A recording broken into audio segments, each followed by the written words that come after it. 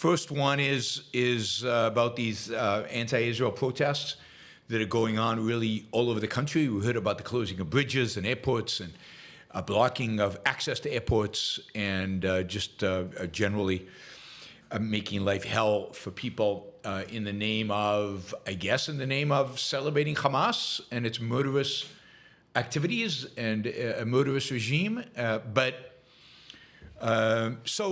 In addition to that, we've had now, yesterday, I guess, we had a group of Google employees, occupied the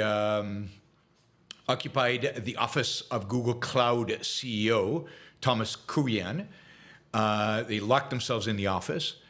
And the goal, of course, is to end the so-called genocide in Gaza. These activities are really going to succeed in ending the war in Gaza. There's no question about that. They got a lot of attention, which is ultimately what they want. They got a lot of press, which is ultimately what they want. There were a number of dozens of Google employees that, in one way or another, a few hours after they occupied the office, they were cleared out by police, and they this morning were fired.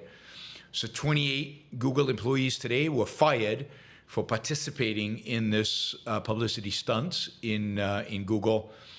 So while Google is clearly on the woke bandwagon, or at least its artificial intelligence is on the bandwagon, there are limits, and occupying offices of senior management will get you fired, even unbelievable, at Google. So good for Google for firing them. That's good riddance. Another similar story is happening, I think, as we speak.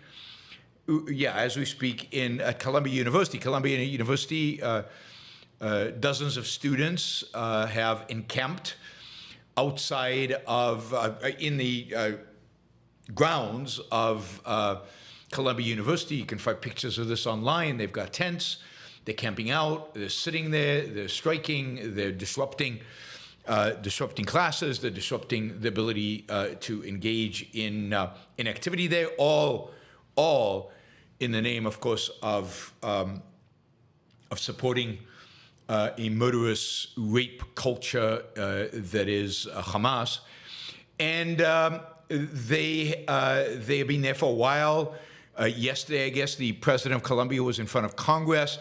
She did better than MIT and Harvard, but only marginally. At the end of the day, she was shown to be as ridiculous in terms of, if you remember the MIT and Harvard a few months ago.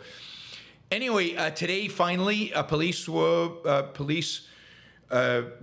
called in to evacuate these protesters. They were all being piled into, I guess, school buses or police buses, and driven away. At least three students have been suspended. Not clear why they haven't suspended everybody. The administration had said that anybody who was still protesting outside there by 11 o'clock yesterday morning would be suspended. It took them an extra day to actually clear them, and so far, at least, only three of the students have been suspended.